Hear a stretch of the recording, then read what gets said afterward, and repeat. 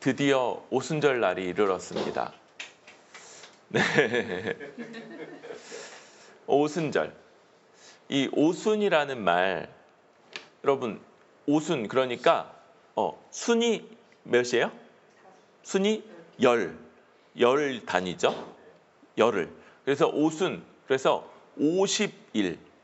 근데 50일은 뭐, 사귄 지 50일, 이런 말들이 가능할 텐데, 예. 결혼한 지 50일? 뭐 이런 것들이 가능할 텐데 그게 아니라 여기 50일은 어디서부터 50일이라고요? 그쵸? 뭐 6월절부터, 그쵸? 6월절 명절로부터 50일인 거죠. 또 다른 말로는 77절이라고도 부릅니다. 이거는 곱하기가 필요한데 일주일, 안식일이죠. 일주일마다 돌아오는 안식일. 그리고 안식일이 7번 지난, 그러면 49죠. 그러니까 그 다음 째 날은 50일, 50일. 그래서 77절이라고도 불립니다. 또 이때는 초실절. 그래서 밀주수가 이제 막 시작되는 날이에요. 그래서 맥추절, 또 초실절 이런 말로도 불리는 그런 순례절기죠. 유대의 남성들이, 성인 남성들이 예루살렘 성전으로 올라와서 일주일간을 거해야 되는 3번 중에 2번째 절기.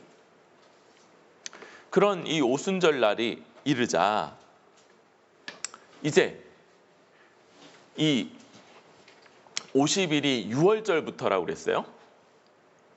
예수님이 6월절에 돌아가시죠. 그리고 사흘 만에. 그런데 6월절 그 다음 날이죠. 그러니까 6월절 다음 날만 예수님이 죽어 계셨고 그 다음 날 새벽같이 부활하셨기 때문에 이제 그때부터 예수님이 살아계셨어요. 그리고 부활하신 다음에 40일 동안을 제자들과 함께 거하시면서 뭘 가르치셨어요? 하나님 나라에 대해서 그 제자들을 가르치셨죠. 그리고 제자들을 떠나 승천에 올라가셨습니다.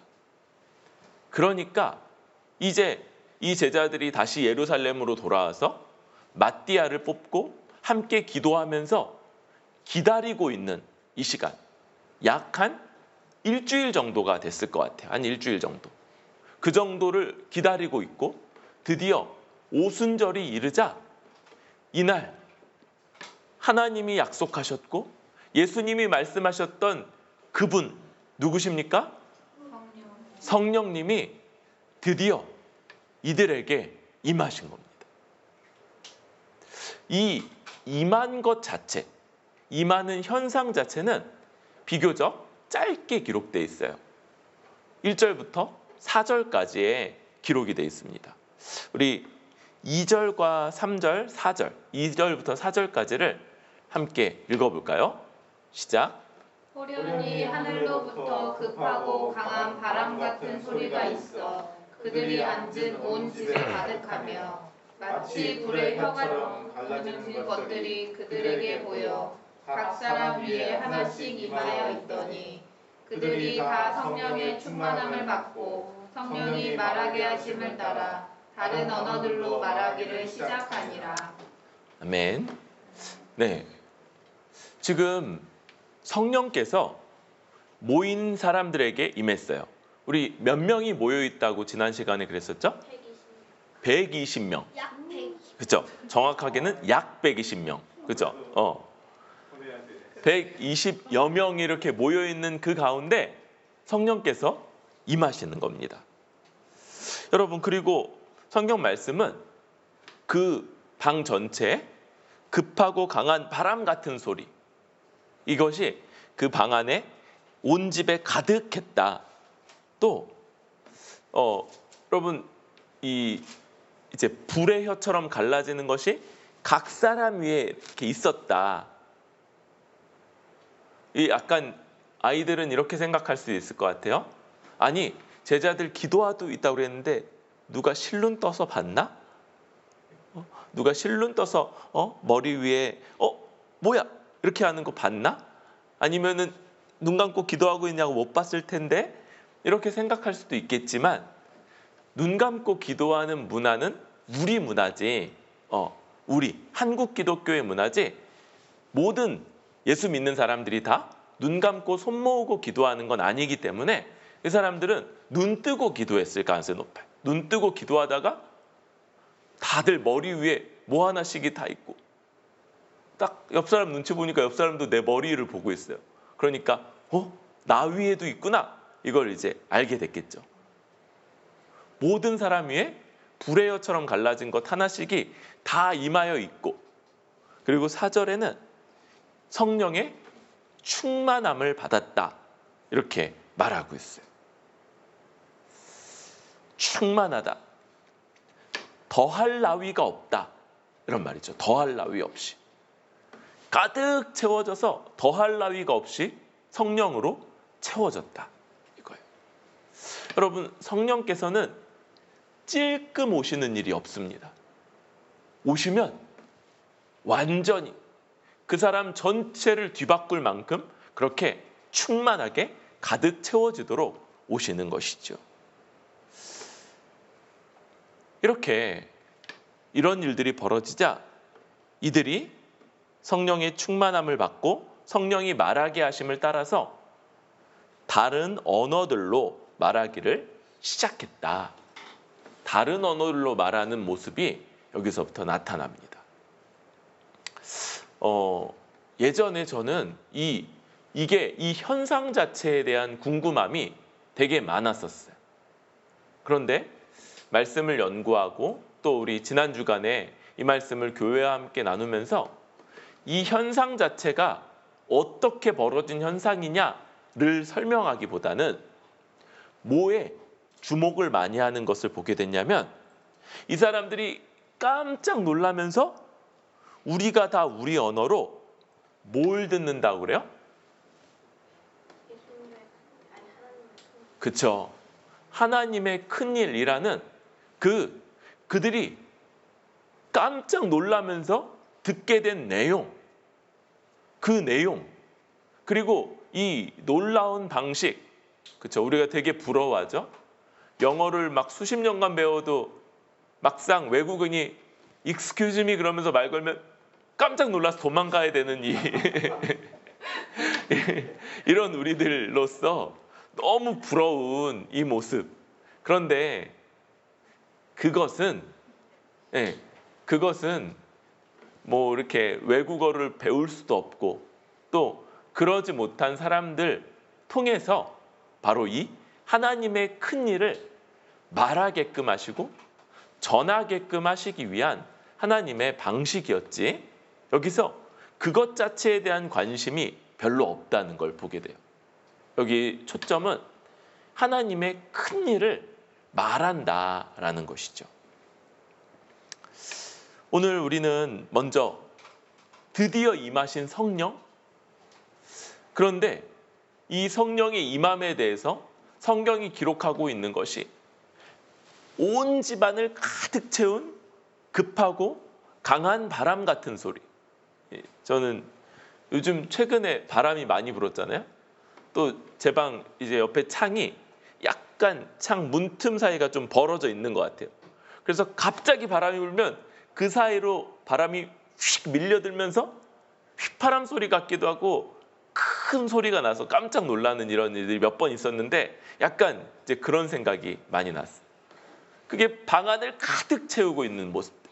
또 약 120명이나 되는 많은 사람들.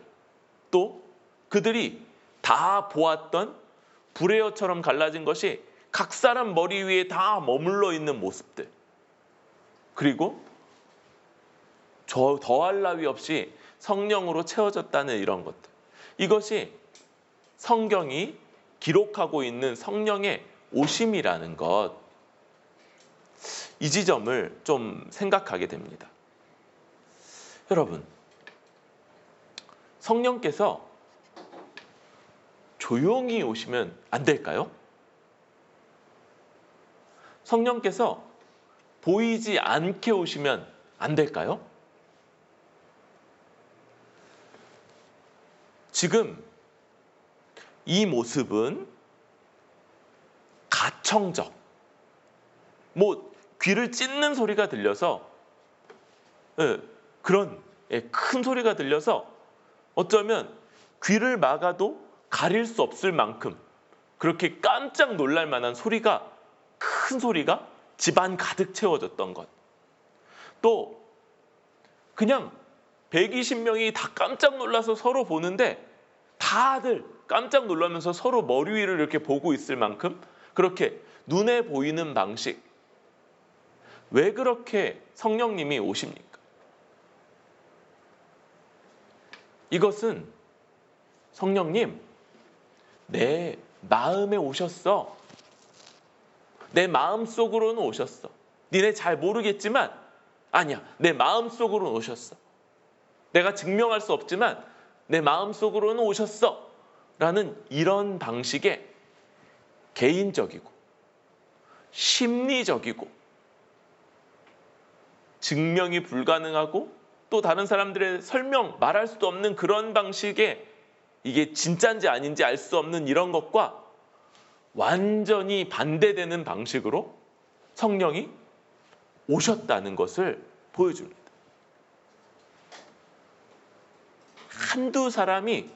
여러분, 한두 사람이 맞아, 우리 오신 거 맞아. 아무런 변화도, 아무런 들리는 것도, 아무런 보이는 것도 없지만 그럴 거야. 분명히 그럴 거야. 맞아. 이런 게 아니라는 거예요. 더군다나 이 사람들이 어떻게 합니까? 성령이 충만하게 임하자마자 성령이 말하시게 하심을 따라 바깥으로 나가죠. 그러니까 120명끼리만 자기네 일만 짜고 성령 오신 거야? 분명히 오신 거야? 우리 약속? 아무도 안 왔다고 하기 없지? 그렇게 해서 한 게 아닌 거예요. 여러분, 이런 방식으로 성령이 오신 것, 바로 우리 마음에 오신 것, 한 개인의 마음에 오신 것과는 완전히 대조되는 방식. 새로운 시대가 열렸다는 것을 보여주는 이런 것이죠. 여러분, 한 해가 시작될 때도 12시 맞춰서 종로, 보신각, 타종행사를 꼭 하죠. 거기에 수많은 사람들이 모여서 기다리고 있다가 땡 하는 이 종치는 소리에 환호성을 지르면서 새로운 한 해가 시작되었음을 함께 축하하고 기념합니다. 이 당시 새로운 황제가 등극했을 때 사람들이 온 나라에서 잔치를 열고 환호성을 지르고 이제 새로운 시대가 열렸다 그러면서 아예 새로운 달력을 쓰는 누구누구 왕, 누구누구 황제 1년이라는 새로운 달력을 쓰게 되는 것처럼 지금 이것 성령께서 아무도 부인할 수 없이 모든 사람 눈에 보이는 방식으로 그렇게 임하시면서 이것은 아무도 부인할 수 없는 새로운 시대가 시작되었음을 보여주는 모습이다 라고 할 수 있는 것이죠. 여러분, 새로운 시대가 성령이 임하면서 이제 시작되었습니다. 성령께서 임하여서 각 사람들에게 임하고 각 사람들에게 충만하게 임하며 그들과 함께 하시는 이 놀라운 시대가 시작되었습니다.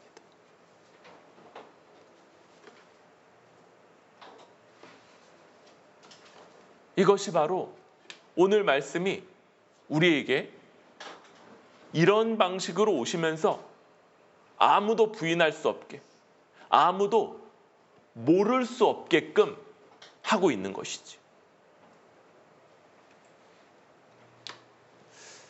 그런데 여러분, 성령께서 아주 놀랍게 오시지 않았습니까? 더 놀라운 것이 있습니다.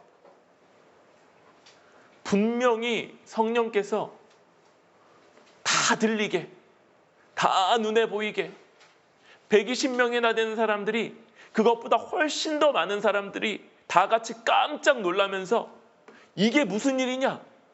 이거 뭔가 벌어졌구나. 무슨 일이지? 라고 다들 그렇게 깜짝 놀랐던 이런 일들이 있었고, 이제 그와 함께 분명히 새로운 시대가 시작됐는데 아닌 것처럼, 아무 일도 벌어지지 않은 것처럼 살아가는 사람들이 있다는 것, 이게 더 놀라운 일인 것이지. 이 놀라운 새 시대가 시작됐다. 근데 이전 시대에 살고 있는 것처럼 성령이 각 사람에게 임하시는 이 새 시대가 마치 시작되지 않은 것처럼 살아가는 사람들이 있는 것이죠. 이전 시대와 같이 여전히 그냥 막연히 또 이런저런 것들의 종노릇하면서 이 새 시대의 모든 특징들과는 상관없는 옛 시대의 것들 가운데 종처럼 살아가고 있는 모습들이 우리에게 보여지는 겁니다. 아니 어쩌면 이 모습이 더 줄어서, 이 모습이 더 많아서 성경 말씀이 이렇게 분명하게 새 시대가 시작됐다는 걸 보여주는 성경 말씀이 낯설게 느껴질지도 몰라요. 여러분, 이미 1900 몇십 년 전에 성령께서 오시면서 분명하게 시작된 이 새 시대, 놀라운 새 시대가 시작됐는데 왜 아직도 많은 사람들이, 어쩌면 대다수의 사람들이 이 새 시대는 먼 훗날 시작될 것인 것처럼, 아직도 그냥 다 옛 시대인 것처럼 그렇게 살아가면서 새 시대와는 아무 상관도 없이 그렇게 살아가고 있는 더 놀라운 일이 벌어질까요?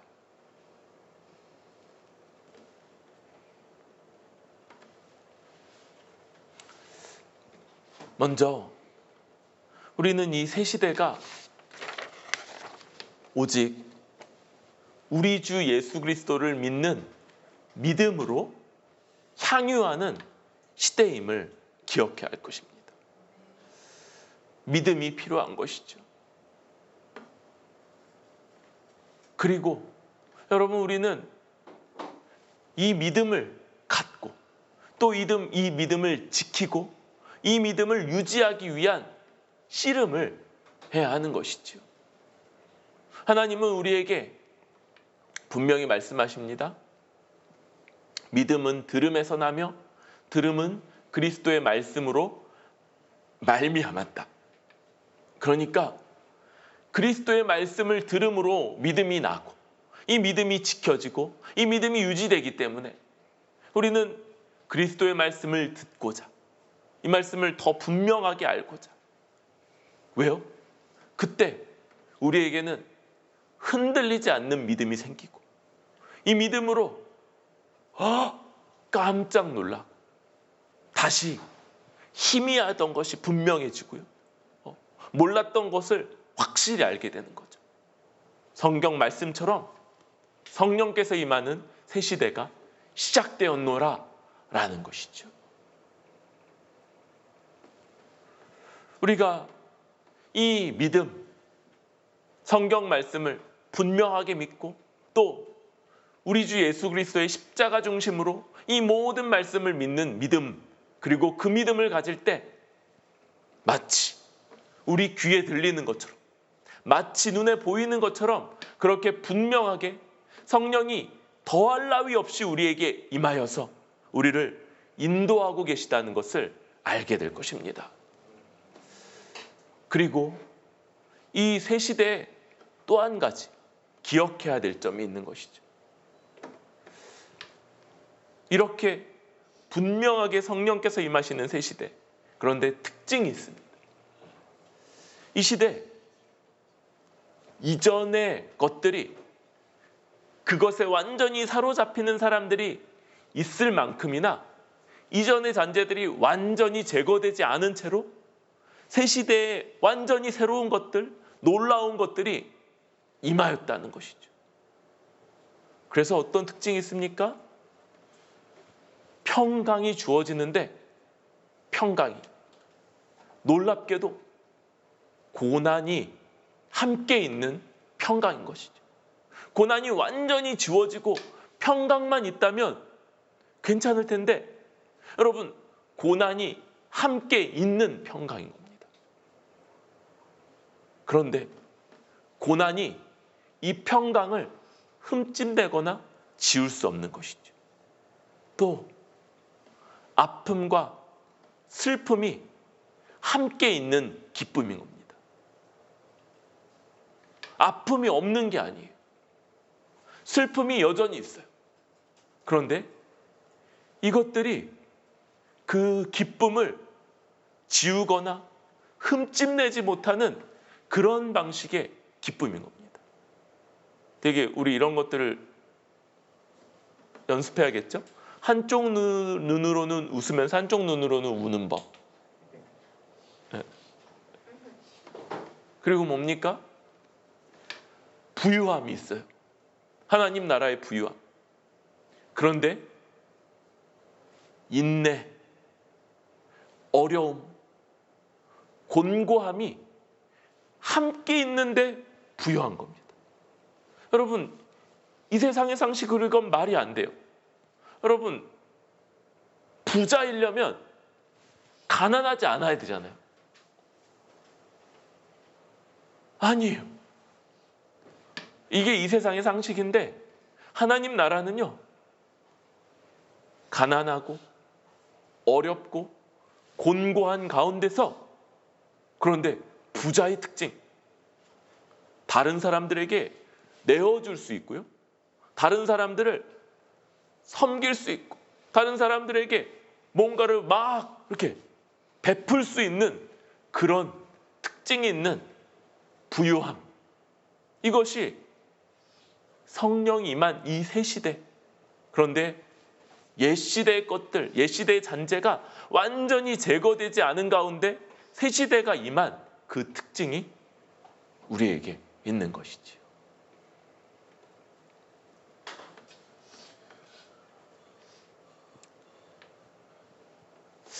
이렇게 성령께서 드디어 임하셨습니다. 그러자 사람들이 보이는 반응, 5절에 보니까 경건한 유대인들이 천하각국으로부터 와서 예루살렘에 머물러 있다, 이렇게 말하죠. 여기 경건하다는 건 우리 신약에서 신자의 경건, 교회의 경건과는 좀 다른 거일 거예요. 이것은 독실한 유대교, 이런 의미이죠. 얼마나 독실합니까? 먼 천하각국, 굉장히 멀리서 이 오순절을 지키기 위해서 예루살렘까지 먼 길을 와서 거기 머물고 있으니까요. 이런 사람들이 지금 모여 있으니까 독실하다 할 만하죠. 이들은 독실한 유대교 신자들이 지금 예루살렘에 오순절, 77절, 맥추절, 또 뭡니까? 초실절을 지키기 위해서, 이 네 가지가 다 같은 날인데 이 명절을 지키기 위해서 다 모여 있는 것이죠. 그들이 이 약 120명 성령을 받아서 성령의 말하게 하심을 따라 각 언어로 말하게 하는 걸 듣고 보이는 반응은 깜짝 놀라는 것입니다. 깜짝 놀라는 것이죠. 저들이 7절, 갈릴리 사람이 아니냐? 그들이 갈릴리 사람, 교육 수준이 낮고, 그러니까 외국어 같은 것, 아니 심지어 그냥 정규 교육 자체도 아주 낮은 수준으로밖에는 받지 못했을 그런 촌동네 사람들인데 저들이 어떻게 이렇게 우리나라 말들을 하는 거지? 라고 깜짝 놀라면서 이렇게 말하죠. 얼마나 되냐면 바데인, 메데인, 엘라민, 메소보다미아, 유대, 갑바도기아, 본도, 아시아, 부르기아, 밤빌리아, 애굽, 구레네에 가까운 리비아의 여러 지방, 로마, 그레데, 아라비아 15개나 되는 다 기록되는지 모르겠어요. 최소 15개나 되는 그런 언어들로 이 성령 받은 120명의 약 120명의 사람들이 그렇게 막 말을 하고 있는 것이지요. 그러면서 이 말씀은 그 내용, 바로 그것이 하나님의 큰 일이다. 우리가 어떻게 이렇게 하나님의 큰 일을 듣느냐, 이렇게 말하고 있는 것이지. 하나님의 큰 일. 이 하나님의 큰 일. 여러분, 약간 우리 성경이 우리를 잘 안 도와주는 면이 있는 것 같아요. 여기 하나님의 큰 일이라고 그러니까 이곳에서만은 좀 폰트를 키워줘야 되지 않습니까? 그래서 이 다른 글자들보다 한 2배 크기, 그래서 하나님의 큰 일, 아니면 여기다가 좀 금박을 씌우거나, 아니면 여기는 큰 일, 그러니까 좀 무겁게, 이 페이지는 좀 다른 종이보다는 좀 두꺼운 종이, 무거운 종이를 써서 좀 이게 되게 크다 이런 걸 보여줘야 되는데 하나님의 큰 일, 뭐 이러고 있는 것 같은 거예요.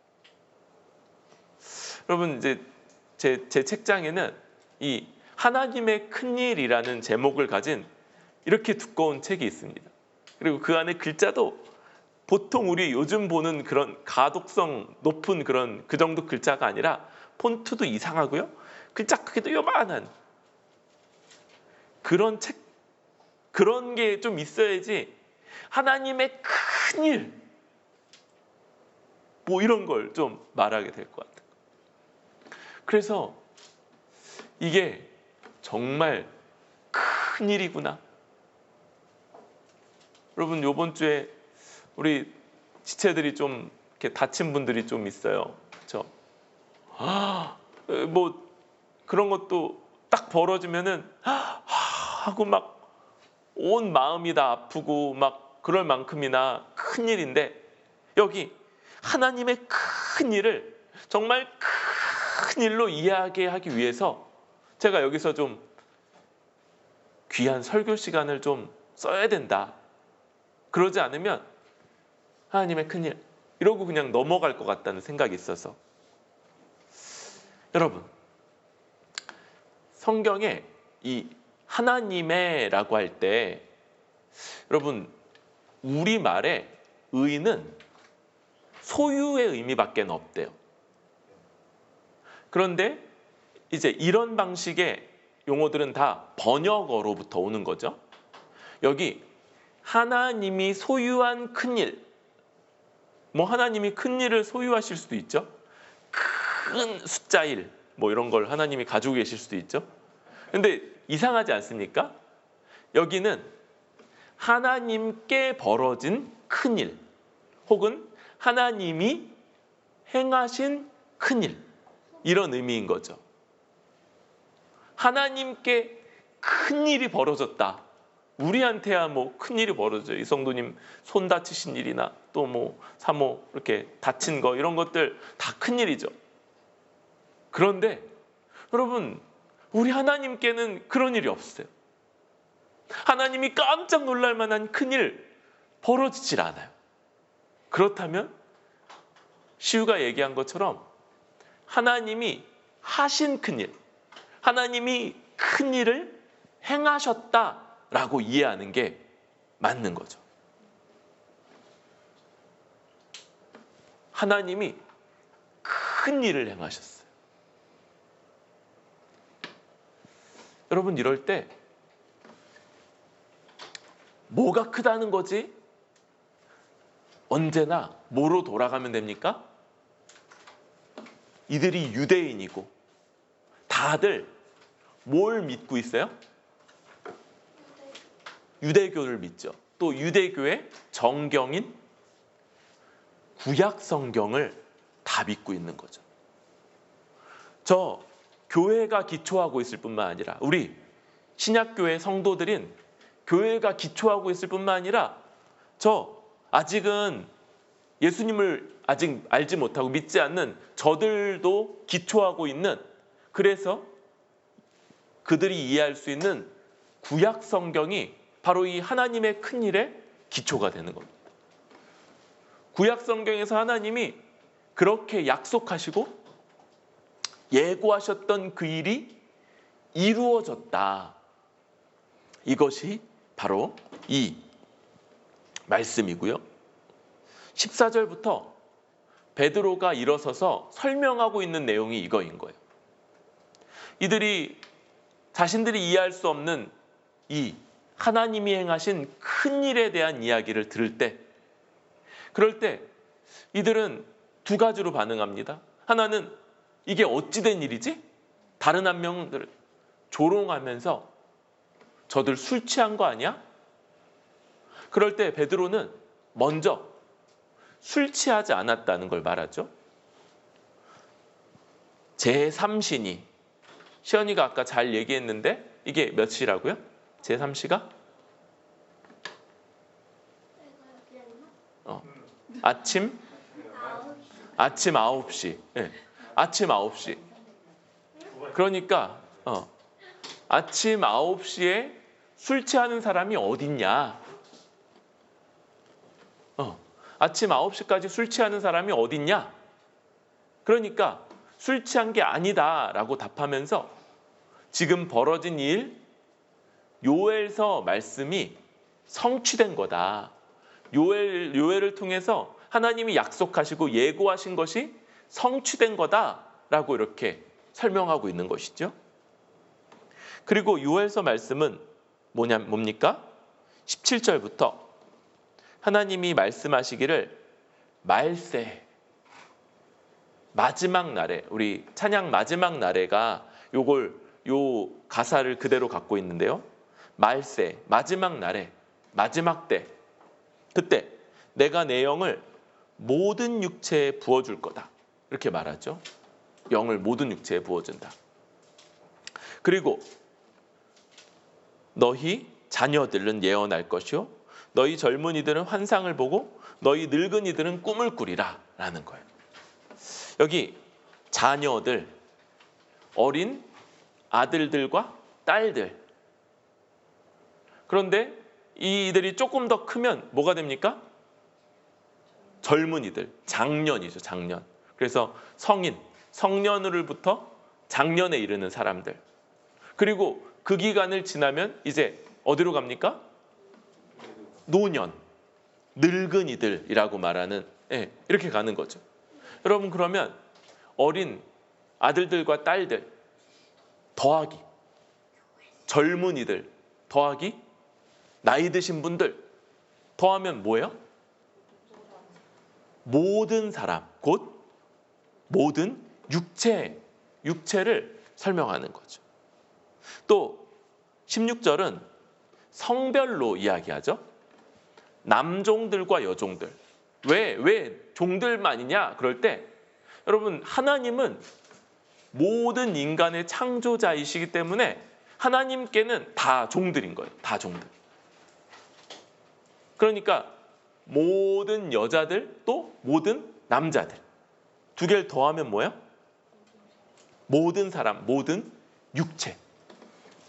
모든 사람들에게 성령을 부어줄 거다. 이렇게 말씀합니다. 여러분, 이게 뭘 배경으로 하고 있는 약속인지를 설명해야지 하나님의 큰일이라고 말할 수 있을 것 같아요.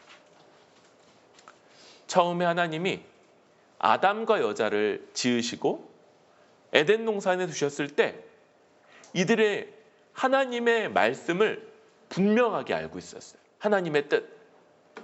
동산 각종 나무 실과는 마음껏 먹으라.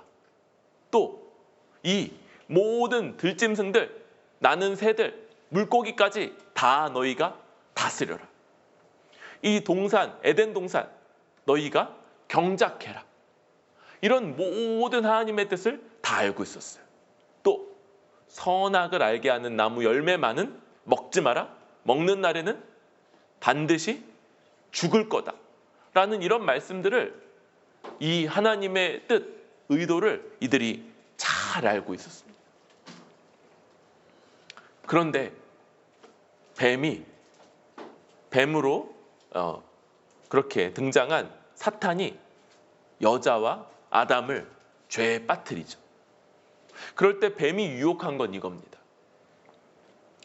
너희가 먹는 날에는 하나님과 같이 되어, 너희 눈이 밝아져 하나님과 같이 되어 선악을 알 것이다.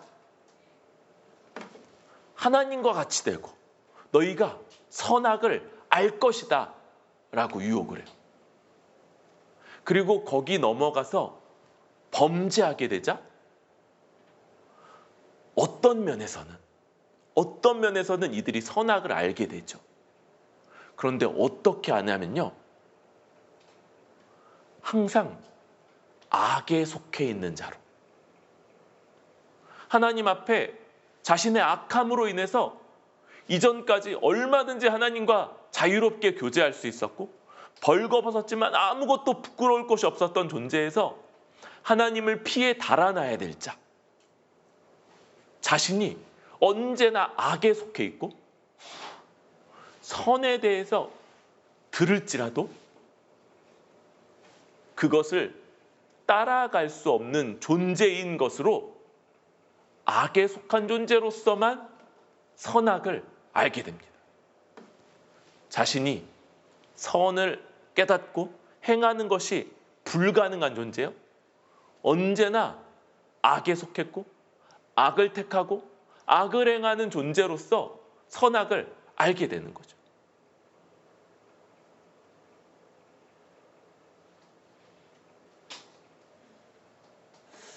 이 다음 세대에서 가인이 아담과 하와의 첫째 아들 가인이 둘째 아들 아벨을 돌로 때려 죽이고 하나님의 심판과 저주를 받아서 네가 온 땅을 유리하며 살게 될 거다, 이렇게 말합니다. 가인이 두렵습니다. 제가 그렇게 다니다가 내가 살인자인 걸 알고 사람들이 나를 죽이면 어떻게 할 겁니까? 하나님이 내가 너에게 표를 주어서 사람들로부터 보호하겠다 말해요. 하나님이 보호하겠다, 너 죽지 않을 거다 약속했으니까 이제 당당하게 다니면 되지 않습니까? 아니요. 마치 모래밭처럼, 물이 고이지 않고 쑥 빠져버리는 모래밭처럼 이 하나님의 뜻을 알지 못하는 존재, 하나님이 말씀해도 그것을 믿고 반응하지 못하고요, 하나님이 분명히 약속했는데 그 약속이 가인에게 머물지 못합니다. 가인은 한 지역에 머물고 성을 건축하기로, 이건 자기 힘으로 사람들을 모으고, 그래서 자기 생명을 건드리지 못하도록 방벽을 쌓고 자기를 지켜줄 사람들을 불러 모으고 자기 힘으로 자기 생명을 보호해야만 하는 존재. 보호가 됩니까? 여러분, 요즘에 이제 우리 북한의 이 지도자 김정은 이제 드러나지 않으면서 여러 이제 막 이슈 있었어요. 막 죽었다, 혼수 상태다, 막 이런 말들이 벌어졌죠. 근데 어제 나왔죠. 그런데도 어딘가 좀 불편해 보이기도 해요. 그렇죠? 걷는 것도 좀 절뚝거리는 것 같고 안색도 별로 안 좋고, 어쩌면 누군가 추측하는 것처럼 그렇게 수술이나 시술을 받고 회복해서 이제 다시 나왔을지 모르겠어요. 저는 이런 생각이 드는 거예요. 그 한 나라의 최고 권력자잖아요. 3대째 이어내려오는 절대 권력자. 근데도 아파도 편히 누워있을 수 없구나. 오래 그렇게 권력의 공백 상태가 되면 자기 자리가 위협적일 수 있으니까 자기가 건재하다는 걸 빨리 나와서 사람들 앞에, 방송 앞에 한번 드러내줘야 되는 거죠. 그리고 가서 다시 아이고 그냥 드러누워 있고 싶은데 몸도 안 좋을 것 같은데, 물론 이제 제 상상인 거죠. 저 정확한 정보 없습니다. 가인이 하나님이 너 죽지 않을 거다 약속했는데 안 믿고 누가 날 죽일까? 누가 내 목숨을 위협할까? 벌벌 떨면서 성을 짓고 군사들을 모으지만 그 안에서도 편안했을까? 내가 불러 모은 저 사람들, 날 지켜주려니 무장을 시켜야 되는데 그 무기로 나 죽이는 거 아니야? 얼마나 평생을 두려움 가운데 살았을지 생각하게 되는 거예요. 이렇게 범죄한 인간이 하나님의 뜻을 알지 못하고, 하나님의 뜻을 알지 못한다는 것이 그냥 아무에게도 듣지 못해서가 아니라 그들 가운데 머물 수가 없는, 물이 고이지 않는 모래밭과 같은 상태다라는 것이 나타나는 거죠. 모세가 하나님의 말씀을 율법이라는 형태로 이들에게 전해 주었지만 그 율법 받아서 내려가자마자 이들이 그 율법에 정반대되는 우상 숭배를 하고 있다는 것을 보면서 얼른 그 율법 두 돌판을 깨트려 버리죠. 그때부터 우리 인생은, 우리 모든 인간의 모습은 우리를 복되게 하고 우리를 온전케 하는 하나님의 뜻이 주어지나? 뭐 같다고요? 모래밭. 물이 고이지 않는 모래밭. 쑥 빠져버리는, 알려주지만 그 하나님의 뜻은 담기지 못하고 쑥 빠져버리고 또다시 제 멋대로 자기 뜻대로 악을 행하는 모습, 이것이 우리 인간들의 모습인 거죠. 모세 때 이런 일화가 있습니다. 모세 혼자 이 반역하는 백성들, 하나님의 뜻을 받은 모세가 이들에게 하나님의 뜻을 전달하면서 이끌어 가야 되는데 백성들이 너무 반항적인 거예요. 그래서 70명의 지도자들을 세웁니다. 그리고 이들을 통해서 백성들을 더 이제 잘 이끌게 되죠. 그런데 이 70명, 이들이 이 모세와 함께 있을 때 모세가 하나님의 능력과 영을 받아서 예언하는 것처럼 이들이 예언하는 일들이 종종 벌어집니다. 모세와 함께 있을 때 그런 일이 벌어지는 건 문제가 안 되는데 이들 중에 2명이 모세와 함께 하나님의 이 성막에 있는 것이 아니라 진중에 있는데 이런 일이 벌어졌어요. 백성들 가운데서 모세가 아닌 이 2명이 하나님의 영을 받아서 예언하는 일이 벌어집니다. 그러자 여호수아가 걱정하면서, 아마 모세의 리더십이 흔들릴까 봐 걱정을 했던 것 같아요. 여호수아가 걱정하면서 모세에게 선생님, 금하셔야 되는 것 아닙니까? 이렇게 요청했을 때 모세가 대답한 말입니다. 모세가 그에게 이르되 내가 나를 두고 시기하느냐, 아마 이제 걱정한다 이런 표현인 것 같아요. 네가 다른 이 장로들에게, 2명의 장로들에게 내 리더십이 옮겨갈까 봐 네가 나를 위해서 걱정하느냐? 여호와께서 그의 영을 그의 모든 백성에게 주사 다 선지자가 되게 하시기를 원하노라. 자기가 세운 이 70명만이 아니라 아예 모든 백성들에게 다 나에게 그 영을 주시는 것처럼 그들 모두에게도 다 주어서 모든 백성들이 다 예언하고 하나님의 뜻을 깨달을 수 있으면 좋겠다. 이것이 모세가 보여주는 예언적인 모습인 것이죠. 그리고 요엘이 이런 말씀으로 약속하는 겁니다. 말세, 마지막 날에 내가, 하나님인 내가 나의 영을 모든 육체에게 부어줄 것이다. 그리고 각각 환상을 보고 예언하고 환상을 보고 꿈을 꾼다. 이것들은 구약 시대에 하나님의 뜻을 전달받는 그런 방식들이었던 거예요. 선지자들이라고 성경책이 다 기록된 것도 아니고, 그렇기 때문에 예언을 통해, 꿈을 통해, 환상을 통해 하나님의 뜻을 전달받았던 그런 통로들인데, 그러니까 이들이 다 하나님의 뜻을 분명히 알게 될 거다. 하나님의 뜻을 아는 것, 그것이 바로 이들에게 벌어지는 것이죠. 그리고 이 요엘서 말씀 이후에 마지막 선지자로 말라기가 예언한 뒤 400년 동안이나 아무 선지자도 세워지지 않은 그때, 그러면서 오랫동안 백성들이 기다려왔던 바로 그 일이 여기 이렇게 오순절에 성령이 강림하심으로 성령 강림한 모든 사람들이 다 성령의 충만함을 받고, 그리고 하나님의 큰 일을 선포하는 이 일이 벌어지는 것이지. 여기 하나님의 큰 일은 어떤 겁니까? 이전에 모래밭 같았던 자들, 하나님의 말씀이 안 주어지기도 하지만 아예 안 주어진 것이 아니에요. 모세와 같은 일을 통해서 주어져요. 그런데 그 백성들에게 이 말씀이 담기지 않는 겁니다. 이 말씀이 그들의 마음에 머물지 않는 거예요. 언제나 외부에 있는 말씀.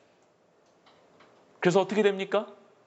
말씀이 외부에 있으니까 마음은 딴 마음을 먹고 하나님을 대적하고 자기 죄를 짓고 여전히 악행으로 빠져드는 이런 모습들이 구약에 그토록 반복됐는데, 이제 그와 대조되는 백성들이 하나님의 뜻을 이제 그들 내면에서부터 알고 그것을 갖고 그대로 살아가는 이런 일들이 벌어진 것, 이것이 바로 하나님의 큰 일인 것이죠.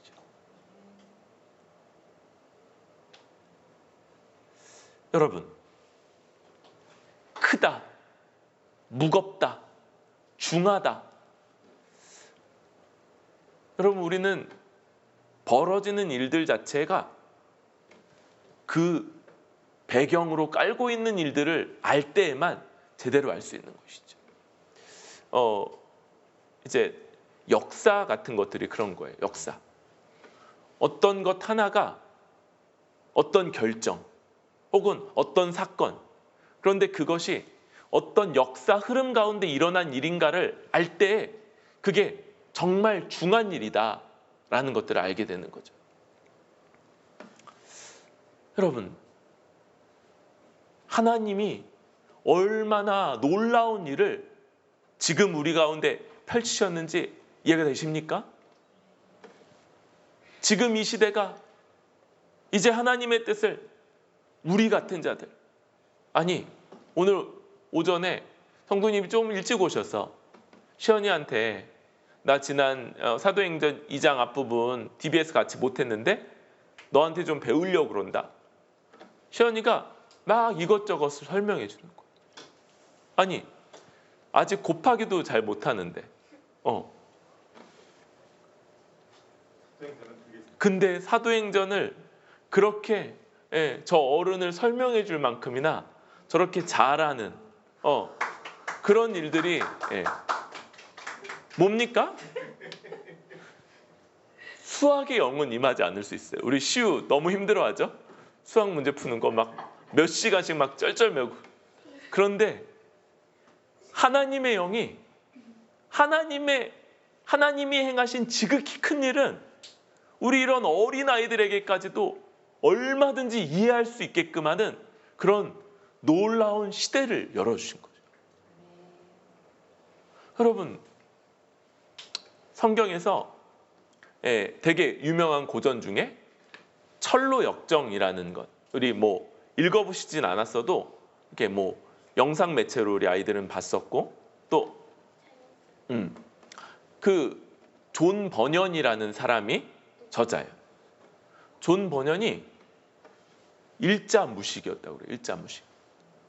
그런데 예수 그리스도를 믿게 되고 성경 말씀을 분명하게 알게 되면서 그에게 지혜가 튀어져서 그런 방식으로 성경 내용을 다시 창작하고 기록할 수 있는 이런 놀라운 지혜. 그래서 이미 수백 년이 흘렀는데 아직까지도 새로운 방식들로 작년에도 또 새로운 애니메이션이 만들어져서 그래서 우리 아이들이 또 재밌게 봤었던 기억이 있는데 이런 일들이 벌어지는 거죠. 여러분, 교육을 많이 받은 것, 또 외국어들을 알 수 아는 것, 어떤 면에서의 전문 지식이 있는 것과 달리 놀라운 하나님의 뜻을 우리 가운데 담지할 수 있고 그리고 그것에 따라 살아갈 수 있는 것, 이것이 이 시대 하나님이 이루신 큰 일이며 지금 우리가 그 가운데 살아가고 있는 놀라운 은혜인 것이죠.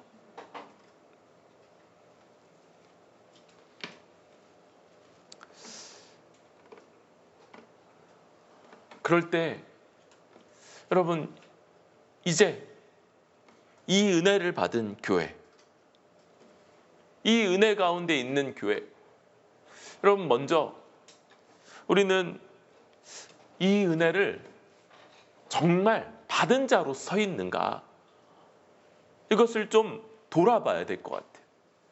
여러분, 모세 때 모세는 하나님의 백성, 하나님의 뜻을 전하지만 백성들은 기본적으로 자꾸 반역한다고 그랬죠. 그 뒤도 마찬가지. 대표적으로 사사기 때 하나님이 뜻을 전하는 특별한 사사 한 명을 세우면 뭐가 좀 되는 것 같지만 기본적으로 백성들의 반역하는 태도가 해결되지 않는 겁니다. 그런데 여러분, 새로운 시대가 열렸어요. 앞에 제가 모세나 사사처럼 서 있지 않습니다. 여러분, 저는 제가 이렇게 설교할 때 아이들이 어느 정도 듣다가 이제 덮어요. 물론 이제 설교가 길어지니까 힘들어서 덮는 것도 있지만 다 아는 내용이라는 거예요. 다 아는 내용. 여러분, 어린 아이들까지도 얼마든지 아는 것. 이 설교에 우리 얼마 전에 불렀던 찬양인 것 같은데 여기선지 다른 모임에선지 모르겠는데 나 항상 듣던 말씀, 나 항상 듣던 말씀, 주 예수 크신 사랑 또 들려주시오. 그러니까 지금 하는 말이 생소한 내 마음과 내 본성과 배치되는 그런 말이 아니라 들으니까 좋죠. 들으면 설교 말씀 듣는데 뭐 안 좋겠습니까? 좋은데 모르는 말이거나 낯선 말이거나 그런 게 아닌 거예요. 내 본성하고도 잘 어울리는 말. 여러분, 열을 모세나 사사되기 만들지 마십시오. 그냥 목사. 그래서 우리 모두가 늘 가지고 늘 아는 그 말씀, 그런데 한 번 더 들려주는 사람. 그만큼 우리 자신들이 이 말씀에 더 알아가고 이미 우리 내면화될 수 있기까지 이 말씀을 아주 철저하게 배워가야 되는 것이죠. 또 모세가 힘들었던, 그래서 70명을 세웠던 이유 중에 하나가 모든 백성들이 문제가 생기면 그걸 다 가지고 모세에게 찾아와야 됐어요. 송사의 문제라든지 이것들 어떻게 해결합니까? 그런데 신약 성경은 뭐라고 말합니까? 너희 중에 이런 일을 판단할 만한 지혜 있는 자가 없느냐? 여러분, 우리 성도들 자체가 이 말씀으로 인해, 우리 가운데 담겨진 이 말씀으로 인해서 하나님의 분명한 뜻을 알고, 그래서 구체적인 사안들을 대할 때 어떻게 풀어가야 될지, 어떻게 다뤄가야 될지를 아는 지혜가 있어야 되는 것이죠.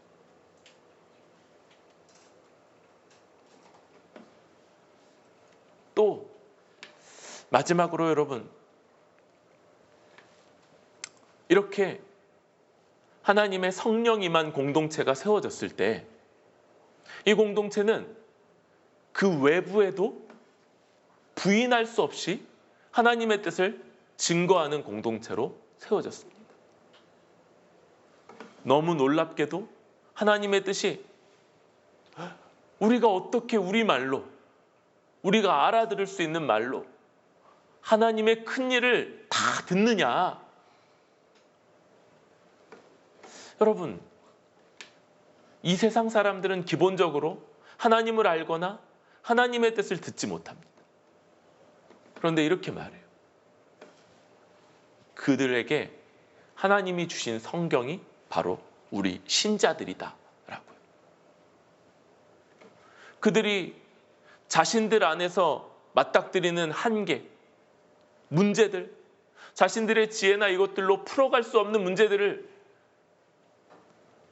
맞닥뜨렸을 때 여러분, 그들에게 위로하고 격려할 뿐만 아니라 그런 문제들을 어떻게 다루어가야 될지를 아는 하늘의 지혜가 있는 자들로서 우리들이 성령 임한 공동체요, 하나님의 뜻을 아는 공동체라는 것,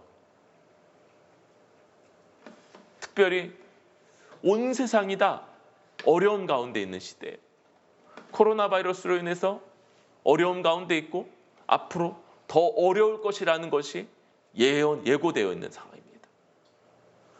그런데 여러분, 성령이 임한 공동체, 어려움 가운데 어려움이 건들지 못하는 기쁨이 있는 사람들이, 이런 모든 문제들이 범접지 못하는 지혜, 어떤 상황 속에서도 부유함, 다른 사람들을 돕고 섬기고 다른 사람들을 유익하게 할 수 있는 것들을 우리가 가지고 있는 사람들인데 어찌 우리 자신이 아무것도 아닌 것처럼, 혹은 여전히 옛 시대의 존재들인 것처럼 아무것도 드러나지 않을 수 있겠습니까?